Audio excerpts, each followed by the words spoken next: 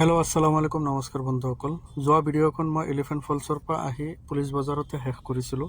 আজি মই আপোনালোকক পুলিচ বজাৰৰ ভিউখিনি দেখুৱাব চেষ্টা কৰিম। আৰু ৰাইট ছাইডত যিটো বিল্ডিং দেখা পাই আছে সেইটো হৈছে এছেম্বলি, মেঘালয় এছেম্বলি। মূলতঃ পুলিচ বজাৰতে আছে এতিয়ালৈকে। আৰু নতুন বিল্ডিংটো এছেম্বলিৰ বনি আছে নিগ্ৰিম হস্পিটেল পাৰ হৈ প্ৰায় 1 কিলোমিটাৰ দূৰত। আৰু এইফালে দেখা পাইছে ইমান ভিৰ। আৰু ভিৰ হোৱাৰ মেইন কাৰণটো হৈছে পুলিচ বজাৰটো হৈছে মূল কেন্দ্ৰ শ্বিলঙৰ। আৰু ইয়াতে বহুত জেগাৰ পৰা টুৰিষ্ট আহি বজাৰ কৰে, সেইকাৰণে ইয়াতে মানে বেছিভাগ ভিৰ। ডাঙৰ ডাঙৰ হোটেলো ইয়াতে আছে। আৰু মই সাদ্দামহঁতক কাইনাথহঁতক নমাই থৈ গৈছিলোঁ পাৰ্কিঙত। পাৰ্কিংটো ফুল হৈ আছে। তাৰপিছত মই আৰু 2-3 বাৰ ইয়াত চক্কৰ দিলোঁ, পিছতো মই পাৰ্কিংটো পোৱা নাই। এতিয়া লাষ্ট চক্কৰত মই সাদ্দামকো ফোন কৰিছোঁ, তাক লৈ যাম এতিয়া। গৈ তাতে অলপ টাইম ৰখি তাৰপিছত পাৰ্কিংটো কৰাৰ চেষ্টা কৰিম। আৰু হয়, পাৰ্কিংটো পালোঁ লাষ্টত। অলপ চেষ্টা কৰাৰ পিছত সাদ্দাম আৰু মই এতিয়া পুলিচ বজাৰৰ ফালে গৈ আছোঁ। ইয়াত যোৱাৰ মেইন কাৰণটো হৈছে ফাৰ্ষ্টত গৈ এতিয়া আমি অলপ খানা খাম, যিহেতু গোটেই দিনটোৰ পৰা খোৱা নাই। এইফালে মাহিন্দ্ৰাৰ নতুন গাড়ীটো ৰখি আছে, ধুনীয়াকৈ ভাল এটা কালাৰ। আৰু সাদ্দামে ইয়াত ৰখিছে, পোষ্ট দিছে ফটোৰ কাৰণে। মই ভিডিঅ'হে বনাই আছিলোঁ। এইফালে লাভ শ্বিলংটো লিখা আছে। আৰু মেইন চকটো এইটোৱে, মানে ইয়াতে মানুহে কেন্দ্ৰ কৰি ফটো উঠায় আৰু চাবলৈ আহে আৰু মাৰ্কেটো কৰিব আহে।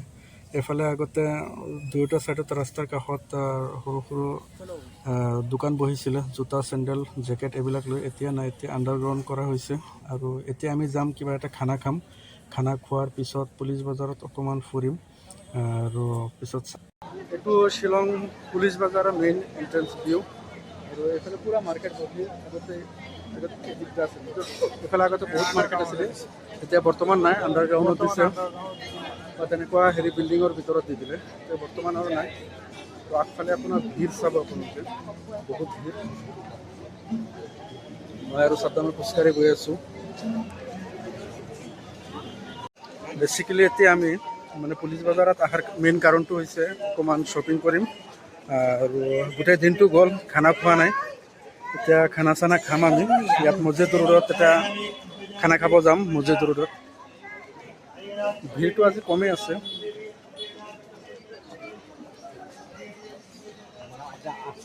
ভোক লাগি গ'ল, বহুত ভোক লাগি গ'ল। পুলিচ বজাৰ মছজিদ, এইফালে খানাৰ হেৰি আছে।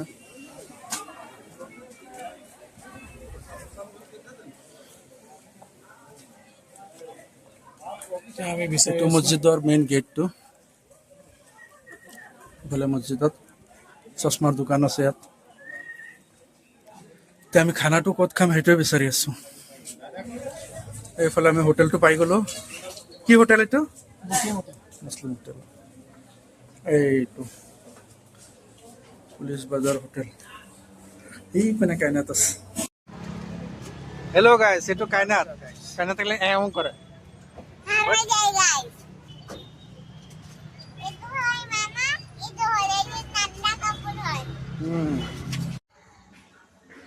ফাইনেলি গোটেই দিনটো ঘূৰি মেলি এতিয়া ৰুমলৈ গৈ আছোঁ।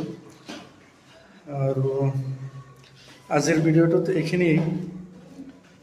আৰু পুলিচ বজাৰ অকণমান গৈছিলোঁ যদিও তাত পাৰ্কিঙৰ প্ৰব্লেমৰ কাৰণে মানে বেছি থাকিব নোৱাৰিলোঁ। আৰু আজিৰ ভিডিঅ'টো এইখিনি আছিলে। মই আৰু কাইনাত গৈ আছোঁ। বাবা কৈছে হেল্ল' গাইছ কোৱা। এতিয়া আমি গৈ আছোঁ হস্পিটেলত ডক্টৰক দেখাই, ৰিপৰ্ট দেখাই আমি ক'ত যাম বুজাই আৰু মাজত ক'ত যাম। ফাইনেলি আমি ৰুমটো এৰিলোঁ আৰু এইফালে নিগ্ৰিম হস্পিটেললৈ গৈ আছোঁ। চবেই আমি খোজকাঢ়ি গৈ আছোঁ। আৰু নিগ্ৰিম হস্পিটেলৰ মেইন এণ্ট্ৰেঞ্চ গেটটো এইটোৱে। আৰু আজি যোৱাৰ মেইন কাৰণটো হৈছে যোৱা 2 দিন আগত যিটো আমি ডক্টৰ দেখাইছিলোঁ সাদ্দামহঁতৰ, ৰিপৰ্ট ওলোৱা নাছিলে। আজি ৰিপৰ্ট ওলোৱাৰ পিছত ডক্টৰ দেখাই কি মেডিচিন লিখে সেই মেডিচিনখিনি লাষ্ট আমাৰ কাম, মানে মেডিচিনখিনি ল'ম, লৈ মানে ওলাই যাম। আৰু চাই থাকিবচোন। প্ৰায় 3 ঘণ্টা ধৰি বেচেৰা বহি আছে ডক্টৰ দেখাব। এইটো অলপ বেছি কৈ দিলে। বহুত মানুহ এতিয়া বেছি সময় হোৱা নাই, 1 ঘণ্টা 1.5 ঘণ্টামান হৈছে। কেইটা বজাত আহিছিলা? 9:30, 8:30। ফাইনেলি ডক্টৰ দেখুওৱা কামটো শেষ হ'ল আমাৰ। আৰু ঔষধখিনিও ল'লোঁ। আৰু এতিয়া মেইন কামটো হৈছে আমি এতিয়া গাড়ীত যাম, গাড়ীলৈ ওলাই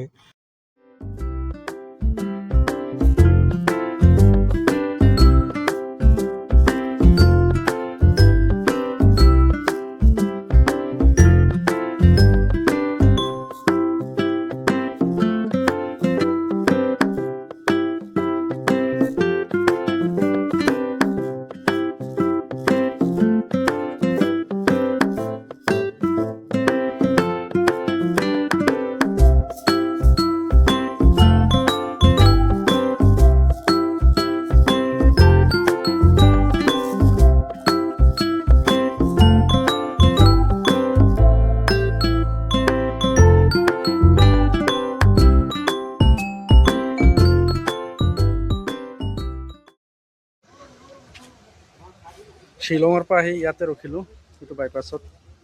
ইয়াত দোকানবোৰ আছে, ইয়াতে কিবা খাম।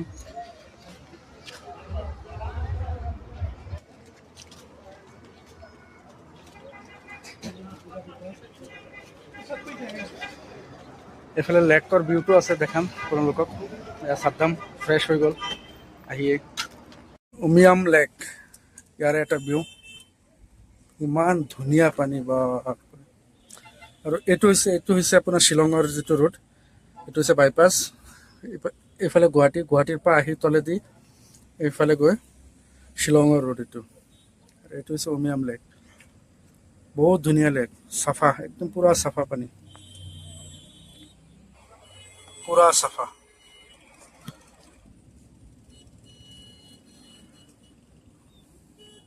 ইয়াৰ পৰা কিবা এটা কিনিম, আমি কিনি যাম, খাবৰ কাৰণে ল'ম কিবা এটা বাছ।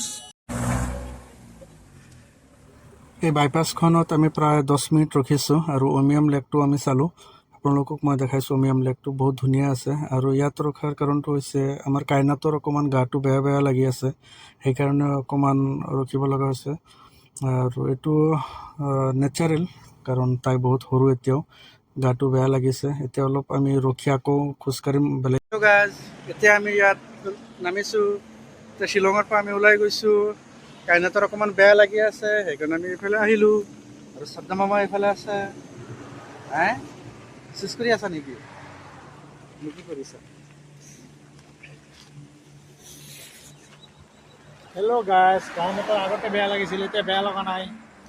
এতিয়া অলপ শ্বিলঙত আহি কাইনাত ক'ত বহি আছে? কাইনাত বাবা, এতিয়া ভাল লাগিছে অকণমান? পানীটো চাই ভাল লাগিছে?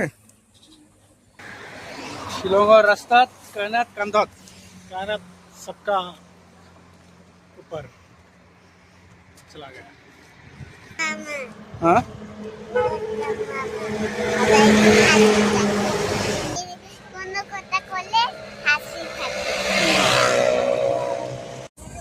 আমাৰ পুৰা পাব্লিক D9ত তো চাদ্দাম বডিগাৰ্ডৰ নিচিনা গৈ আছে। কাইনাত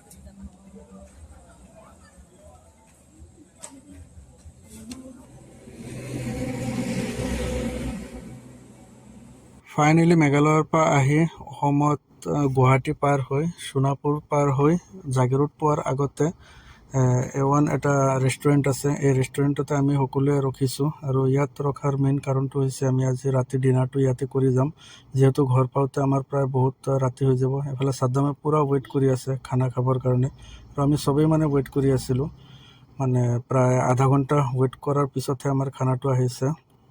আৰু কাইনাতৰো ইমান ভাল লগা নাই যদিও ৰেষ্টুৰেণ্টটো চাই তাইৰ অকণমান যেন কিবা এটা ফূৰ্তি যেন পাইছোঁ। আৰু তাই মানে লেগ পিচ খাব, বেলেগ খানা খোৱা নাই, এইফালে লেগ পিচ খাইছে তাই আৰু তাইৰ ফ্ৰেণ্ডে। আৰু এইখিনি আছিল মূলতে লাষ্ট শ্বিলঙৰ যিটো ভিডিঅ', এইখনেই শ্বিলঙৰ ভিডিঅ'। এইটো চিৰিজত আৰু নাই। আৰু ভিডিঅ'খন চোৱাৰ বাবে আপোনালোকক ধন্যবাদ।